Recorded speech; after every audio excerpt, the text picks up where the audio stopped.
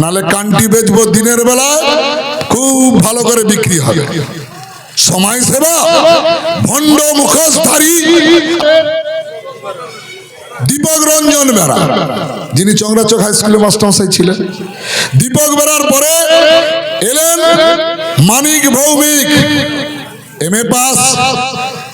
তৎকালীন সময়ে ছাত্র রাজনীতি সারা পশ্চিম বাংলা অবিভক্ত মেদিনীপুর জেলা কাঁপিয়েছিলেন। যেই রাজনীতি করুক আমাদের মত পার্থক্য থাকতে পারে। তারপরে আবার এলেন দীপক বেরা, তারপরে আবার এলেন মুজিবুর রহমান, যিনি আমাদের চন্দ্রপুর হাই স্কুলের হেডমাস্টার ছিলেন। তারপরে এলেন ভূষণ চন্দ্র দোলাই, যাকে সারা ময়নার মানুষ চেনেন, তিনি একজন শিক্ষাবিদ। তারপরে এলেন ডক্টর সংগ্রাম কুমার দোলাই, যিনি একজন বিখ্যাত ডাক্তার, এমসে একমাত্র আমাদের এই মাইক্রো সার্জারিতে যার একমাত্র নাম কলকাতার মধ্যে 1 নম্বর, তিনি ডক্টর সংগ্রাম দোলাই। তিনি যে রাজনীতি করতেন হোক যাই হোক, একটাই কথা, তিনি একজন শিক্ষাবিদ মানুষ। আর আমাদের ভারতীয় জনতা পার্টির পরিচিতি সারা বিশ্বে, যিনি ক্রিকেট খেলেছেন, যাকে টিভিতে আমরা দেখতে, টিকিট কেটেও আমরা দেখতে কখনো সুযোগ পাইনি, টিভিতেই যা দেখতাম। সাদা কালো টিভি ছিল তখন মানুষ দেখছে। আর এখন তৃণমূল কংগ্রেসের দুর্দশা, একটি ফিট দোকানিকে ফিট করেছে, ফিট দোকানিকে ফিট তৈরি করেছে। ময়নার মানুষ এত বোকা নয়, সুশিক্ষিত মানুষ। যে জায়গায় সভা করছি, এই সভাকে শিক্ষা এলাকায় বলে, এডুকেশন সেক্টর এলাকা বলে।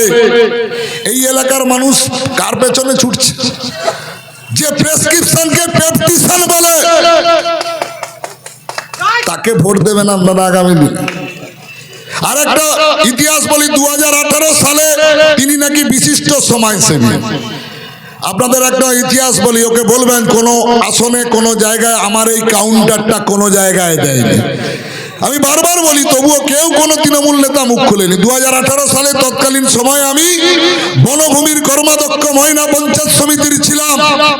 সেই মুহূর্তে পঞ্চায়েত সমিতির টেবিলে একটি ফাইল আসে, যে ফাইলটা ছিল মদের দোকানের লাইসেন্সের জন্য। সেই লাইসেন্সের মালিকের জন্য তিনি আবেদন করেছেন, তার নাম চন্দন মণ্ডল। তিনি এমন সমাজসেবী, তিনি দিনের বেলা কাপড় দান করবেন, আর সেই মায়েদের ছেলেদের কান্টি খাওয়াবার লাইসেন্স করার জন্য যিনি 2018 সালে ফাইল তৈরি করেছিলেন, তার নাম চন্দন মণ্ডল। এই সভায় দাঁড়িয়ে বলতে চাই, চন্দন মণ্ডল কোন সভায় বলুন যে আমি এটা মিথ্যে কথা বলেছি, গৌতম গুরু আমি মদের লাইসেন্স করিনি। যিনি সবাই সেবা করবেন, শশাঙ্ক মাইতি রামকৃষ্ণ অ্যাসোসিয়েশন করেছে, মানুষের সেবা করছেন। সমাজ সেবা করুন, এদিকে সমাজ সেবা করবেন। আর আমার রেস্টুরেন্ট বলে একটি গজনায় রেস্টুরেন্ট করেছেন, যেখানে সমস্ত কিছু আগামী দিনে লাইসেন্স এই কারণে গেছে, যদি এমএলএ তে জিতলাম ভালো, নালে কান্টি বেচবো দিনের বেলা, খুব ভালো করে বিক্রি হবে।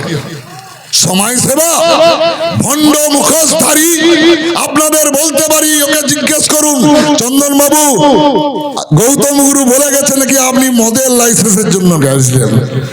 ময়না পঞ্চায়েত সমিতি সভাপতি শাহজাহান আলীকে জিজ্ঞেস করবেন, উনি একদিন বিবৃতি দিয়েছে আমার ময়না চ্যানেলে, যে উনি কবে গেছিলেন এবং এই আবগারি ডিপার্টমেন্টে কবে, ওই মেমো নম্বরটাও আপনাদের বলে দেব, যে মদের লাইসেন্সের জন্য যায়। তিনি ময়নার মানুষের ভালো করবেন, যিনি সন্দেহ হলে কান্টি বিক্রি করবেন, তিনি ময়নার মানুষের ভালো করবেন। এই মঞ্চে দাঁড়িয়ে থাকতে পারি, নির্লজ্জ তৃণমূল কংগ্রেসের এখানকার নেতারা, যারা মদের লাইসেন্স বিক্রি করার লক্ষ্যে এই ময়নার বুকে বিধায়ক রূপে দেখতে চাইছে। ময়না কি কারো বাবার সম্পত্তি নাকি? তৃণমূল কংগ্রেসকে গত 21 সালে ময়নার মানুষ প্রত্যাখ্যান করেছে, 2024 সালে প্রত্যাখ্যান করেছে, 2026 সালে এদেরকে ছেটিয়ে বিদায় করবে। আপনারা আছেন, আমি আছি, এবং আপনাদের যারা নেতৃত্ব আছে সবাই আছেন। একদম আজকে শপথ, 1 নম্বর বোতাম টিপবেন। সবার প্রথমেই আপনার যখন দেখবেন যে আমাদের ইভিএমটা আসছে, সেই ইভিএম এর আগের দিকে একেবারেই অশোকের ছবি 1 নম্বরে। একদম এক নম্বরে, অন্য কোথাও দেখার দরকার নেই, একদম এক নম্বরে সকাল সকাল ভোট দিয়ে মায়েরা ময়নার বুকে আবার প্রতিষ্ঠা করুন। আমাদের ভারতীয় জনতা পার্টির পতাকাটা যেন আগামী দিনেও চলে। সবাই সুস্থ থাকুন, ভালো থাকুন। ভারত মাতা কি, ভারত মাতা কি।